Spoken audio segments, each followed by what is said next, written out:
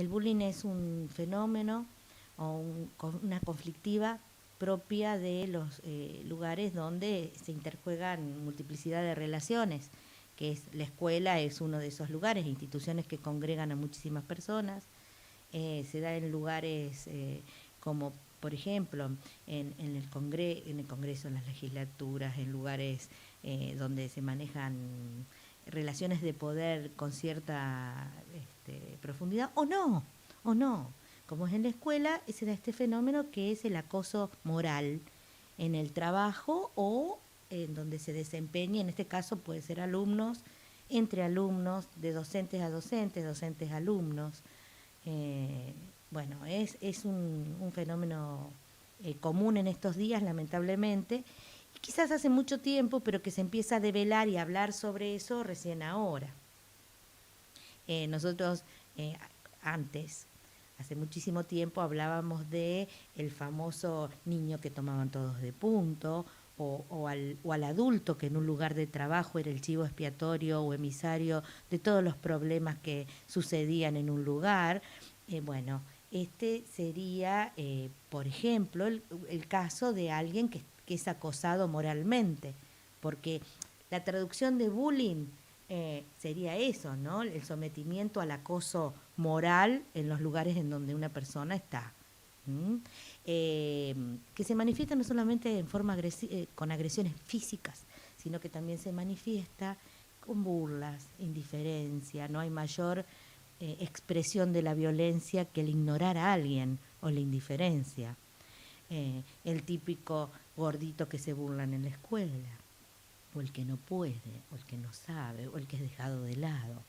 Entonces, hasta ahora era como naturalizado dentro de las instituciones, no solo la educativa, muchas veces aparecía en las instituciones educativas, los padres iban a expresar esto, había docentes que lo veían, se hablaba con los chicos habitualmente que esto no sucediera, pero es muy difícil de abordar.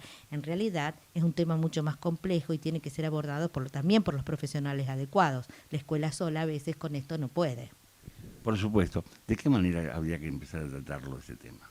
Bueno, en principio yo creo que es importante abordarlo si esto sucede en el aula, por ejemplo, con un niño en especial, que es objeto de burlas o de segregación, de discriminación, o es puesto digamos, en el tapete para algo y para señalarlo de alguna manera o por alguna característica física o psíquica o demás, lo tiene que abordar la institución en su conjunto, en el aula en forma general, con todos los niños, y quizás buscar profesionales adecuados, como psicopedagogos, psicólogos y demás, a donde se empiece a charlar también esto con los padres.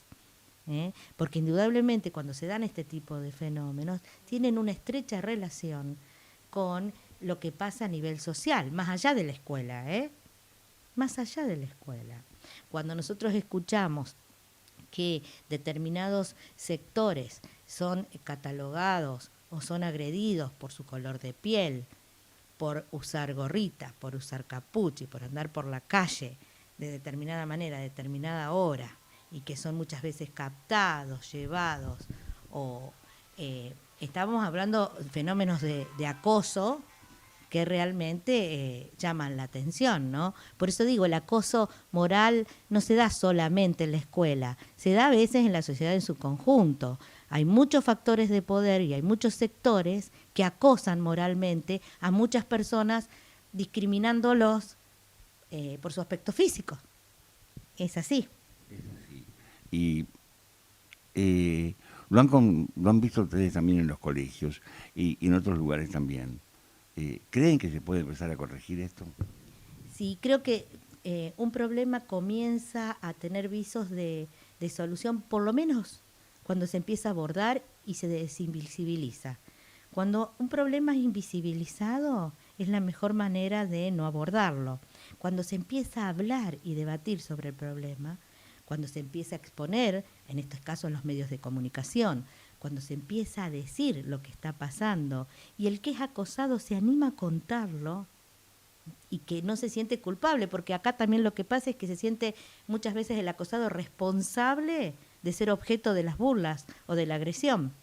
Cuando empieza a abordarse este tema y se le empieza a dar un marco de contención, yo creo que ahí están los inicios de la solución de un problema o de un conflicto tan grave.